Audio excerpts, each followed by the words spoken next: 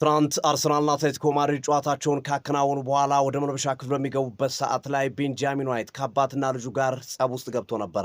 የአትሌቲኮ ማድሪዱ አሰልጣኝ ዲየጎ ሲሞኔ እና ልጃቸው ጆቫኒ ሲሞኔ ቤን ዋይትን ካልደበደብን ብለው ሲገለገሉ ታይተዋል። ነገሩ የሆነው እንደዚህ ነው። በምትመለከቱት መንገድ ቤንጃሚን ዋይት ጨዋታው ተጠናቆ ወደ መልበሻ ክፍል በሚገቡበት ሰዓት ላይ የአትሌቲኮ ማድሪድ ሎጎ ያረፈበትን ወይም መሬት ላይ ያለውን የአትሌቲኮ ማድሪድ ሎጎ ረግጦ በማለፉ ነው ይህ ሁሉ ችግር የተፈጠረውና ለጸብ እየተገባበዙት ማለት ነው።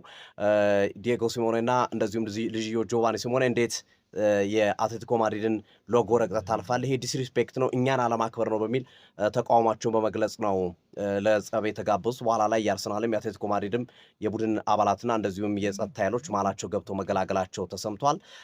ቤንጃሚን ዋይት ሆን ብሎ ነው ይሄን ያደረገው የሚለው ነገር ብዙዎችን እያነጋገረ ይገኛል። በጉዳዩ ላይ ተጫዋቹ የሰጠው ምላሽ የለም። ዲየጎ ሲሞኔና ጆቫኒ ሲሞኔን ግን አባትና ልጆቹ ግን በብስጭት ስለ ጉዳዩ መናገራቸው ጠቅሷል። እንዴት እንደዚህ ያደርጋል? ይሄ አለማክበር ነው፣ እኛ መናቅ ነው፣ ይሄ ደግሞ ያሳፍራል፣ ይሄ በእግር ኳስ ሊከሰት የማይገባው ነው እያሉ ነው የሚገኙት። ሀሳብ ስጡበት። ቤንጃሚን ዋይትስ ሆን ብሎ ያደረገው ይሄን ነገር ሀሳብ ስጡበት። የፕላስ ምልክቱ በመጫን ፎርዋርድ